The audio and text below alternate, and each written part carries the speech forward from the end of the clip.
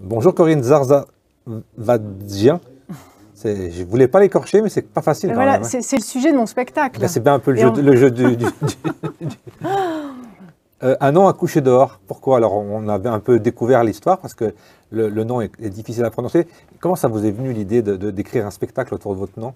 En fait, l'idée, elle vient de mon opérateur télécom qui m'appelle un jour sans pouvoir prononcer mon nom de famille, qui m'appelle Madame Corinne. Je lui dis, écoutez, moi j'ai un nom de famille, j'aimerais bien que vous le prononciez correctement.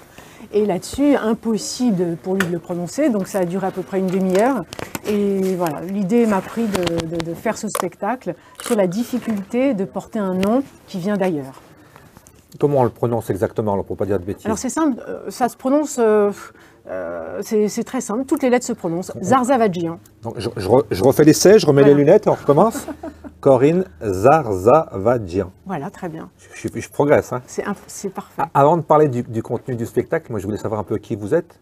Donc, moi, Quel est aussi votre rapport par rapport à Saint-Chamond? Alors, moi je suis comédienne, je suis également auteur de livres, notamment un livre de cuisine et un livre sur l'histoire de France et de l'histoire des Arméniens, comment l'histoire de la France se confond avec l'histoire des Arméniens. Deux livres que j'ai écrits avec mon frère Richard. Et en fait, pourquoi venir jouer à Saint-Chamond? Tout simplement parce que de cœur, je suis proche de Saint-Chamond et ça m'a paru tout à fait normal de venir jouer ici. Alors, j'ai aucun rapport avec la communauté arménienne, j'ai juste des amis qui m'en parlent. Il y a une forte communauté arménienne à Saint-Chamond. Est-ce que ça joue dans le fait de venir jouer et présenter son spectacle à une communauté qui est déjà un peu amie, quoi?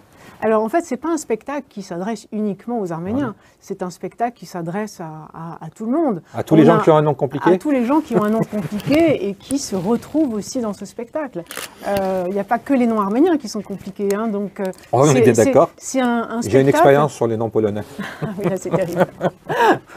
C'est un spectacle qui parle aussi d'intégration, qui parle du regard des autres.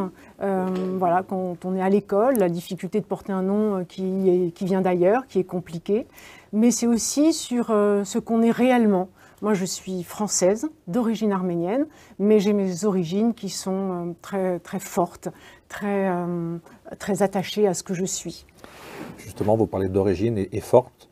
Vous avez parlé d'un livre de cuisine. Quels sont les points communs ou les divergences entre la culture française et la culture arménienne? Est-ce qu'il y a des points communs, ou alors c'est une culture complètement différente? J'allais dire presque opposée, mais non, différente. Alors, après, tout dépend comment on vit les choses, mais être arménien, c'est avant tout être mobilisé et engagé pour la cause arménienne. C'est également c'est la famille. Être arménien, c'est défendre des valeurs. Et les valeurs, c'est le vivre ensemble, c'est également la paix, la liberté, et c'est aussi la famille et les autres. Donc c'est vraiment une...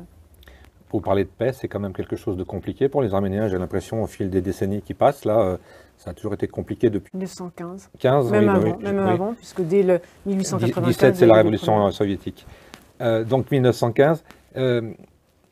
Comment vous vivez aujourd'hui? Parce qu'on a l'impression que, d'après ce que j'entends, ça s'accélère dans le conflit. En fait, déjà, il faut rappeler ce qui s'est passé. Dans la nuit du 12 au 13 septembre, l'Azerbaïdjan a attaqué le territoire souverain de l'Arménie, donc un territoire souverain, et ils ont déployé tout leur arsenal militaire. Alors pourquoi ils? Parce que l'Azerbaïdjan est allié également de la Turquie, et ce sont deux dictatures qui sont colonialistes, deux dictatures fascistes qui n'attendent qu'une chose, c'est de parachever le génocide de 1915, et pour Erdogan, c'est aussi de recréer l'Empire ottoman.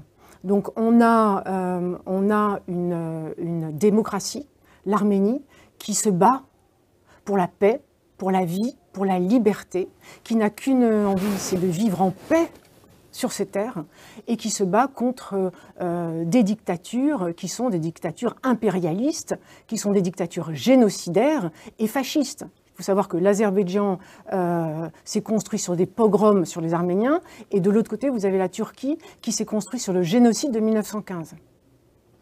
Quel est l'intérêt pour ces gens-là de prendre l'Arménie? Est-ce que l'Arménie, elle a un sous-sol qui est riche?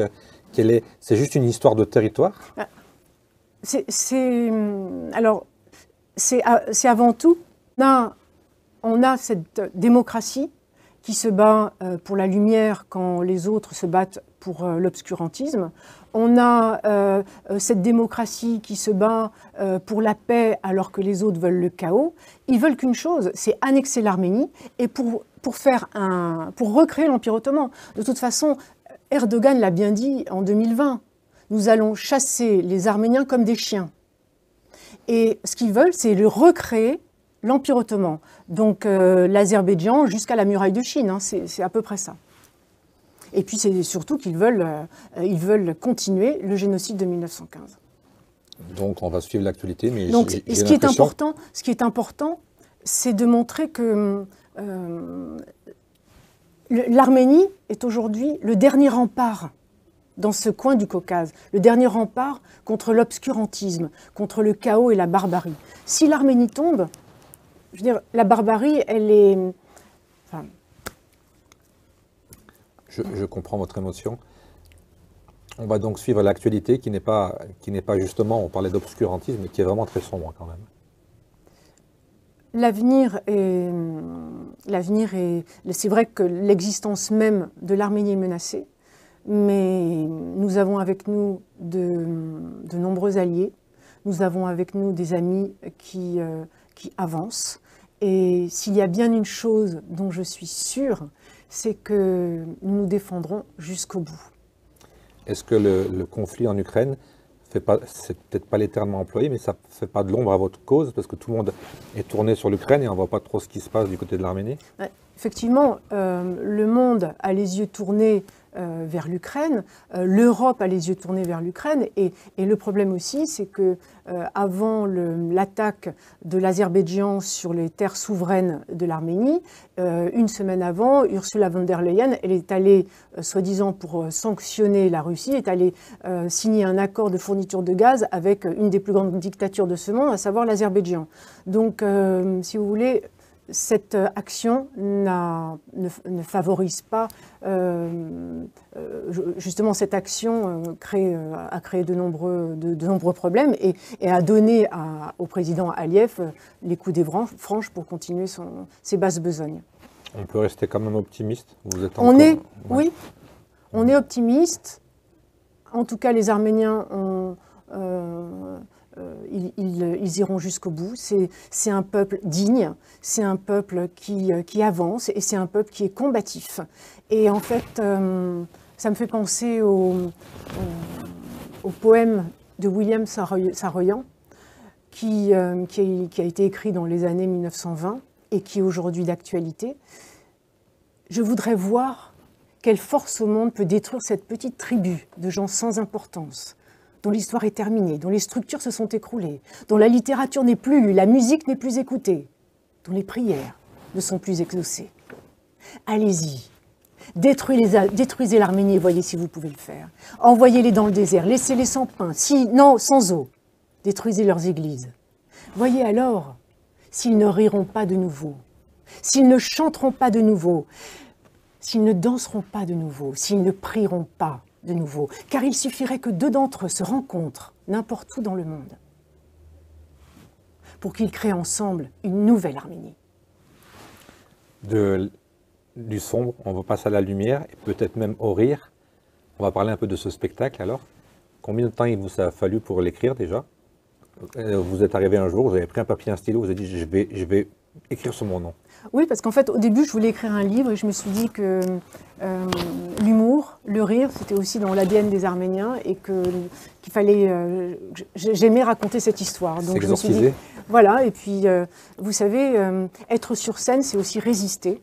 Résister, et aujourd'hui, c'est hurler, crier, s'indigner, et c'est résister. Donc pour moi, c'est important d'être sur scène et de raconter l'histoire de ce nom, mais en même temps, c'est l'histoire de ma famille, mais c'est l'histoire aussi de tous les Arméniens. On a un peu l'impression aujourd'hui que les comiques, ils s'adressent à une communauté. Est-ce que vous vous adressez à tout le monde ou c'est aussi un peu réservé à votre communauté? Non, non, non, moi je m'adresse à tout le monde. D'abord, moi je suis française avant tout, d'origine arménienne. Je m'adresse à tout le monde et je m'adresse à travers ce spectacle à toutes les personnes qui ont soit un nom compliqué, soit autour d'elles une personne qui a un nom compliqué ou un nom qui vient d'ailleurs. Donc ça s'adresse. Est-ce qu'il y a des gens qui vous ont déjà dit qu'ils avaient un nom plus compliqué que le vôtre? Oui, les Chinois. Ah bah alors ça c'est encore... c'est encore plus compliqué. J'ai vu que c'est Thierry Beccaro, hein, qui est un petit peu connu, qui a fait la mise en scène. Ça s'est passé comment? Là aussi, c'est une rencontre? C'est un ami de mon frère. Donc, ah bah alors ça facilite. Ils ont travaillé ensemble. Et lorsque j'ai présenté le texte à Thierry, il m'a dit « mais moi je suis OK pour te mettre en scène ». Parce que lui aussi, Beccaro, il a aussi une histoire avec son nom. Italienne, non? Italien, mais lui aussi, on l'a souvent mal orthographié, mal prononcé. Donc c'est un texte qui résonnait aussi pour lui. Donc il a souhaité m'accompagner dans la mise en scène. Donc j'imagine que dans ce spectacle, on ne parle pas que de votre nom? Non, non, non, on ne parle pas que de mon nom. On parle à travers le nom, on parle de tout ce qui nous fait nous, c'est-à-dire aussi l'intégration, mais c'est-à-dire aussi la cuisine, c'est aussi l'école, comment on est perçu quand on porte un nom pareil, et puis c'est aussi voilà, cette intégration, et aussi je parle de tous ces Français d'origine arménienne qui ont aussi donné leur vie à la France, notamment Missak Manouchian, dont je parle dans mon spectacle, et je parle aussi de tous ces Arméniens qui se sont tellement engagés pour la France. Voilà, j'en parle aussi dans mon spectacle. Est-ce que les Arméniens, j'allais dire en général, ils ont une fibre plutôt vers la France ou plutôt vers d'autres pays? En fait, les Arméniens... la culture peut-être qui nous rassemble? Oui, les Arméniens, quand ils arrivent dans un pays, ils s'engagent, ils se mettent... ils s'engagent pour ce pays, ils se mobilisent pour ce pays, ils s'intègrent, mais tout en restant fidèles à leur identité. Ce qui est bien compréhensible. À leur histoire, mais aussi à leur religion, mais aussi à leur façon de vivre et à leur façon d'être. C'est pour ça que la table, pour nous, c'est aussi très important, et j'en parle aussi dans mon spectacle. On ne va pas dévoiler tous les secrets du spectacle, mais vous avez parlé de cuisine, et moi je suis un gourmand, alors dites-moi un peu, la cuisine arménienne, elle se différencie beaucoup de la cuisine française? Est-ce qu'il y a des plats qu'on peut aller déguster? Comment ça se passe, la cuisine arménienne? Expliquez-nous, mettez-nous un peu la salive, là, vous savez. C'est une cuisine méditerranéenne, ouais. On peut le dire, présenter comme ça. C'est une cuisine méditerranéenne qui fait la part belle aux légumes, aux légumineuses, aux céréales. Si vous voulez, c'est une cuisine qui rend heureux. Alors pourquoi heureux? Parce que déjà, c'est une cuisine qui n'a de sens que si elle est partagée. Manger arménien tout seul, c'est pas possible. C'est une bonne raison pour partager, voilà. Voilà, c'est une cuisine de l'amour, du partage, de l'amitié, et c'est une cuisine qui va vous mettre de bonne santé, parce qu'en fait, c'est une cuisine qui est colorée, c'est une cuisine qui fait la part belle aux légumes, mais aussi aux légumineuses. C'est une cuisine qui est très variée. Et c'est une cuisine qui est très équilibrée. Bon, bien évidemment, il faut limiter les matières grasses, mais néanmoins, c'est une cuisine moi je trouve que c'est une cuisine qui rend heureux. Et j'imagine que vous avez une recette préférée? Moi, c'est une recette, c'est un dessert. Moi, je suis très gourmande.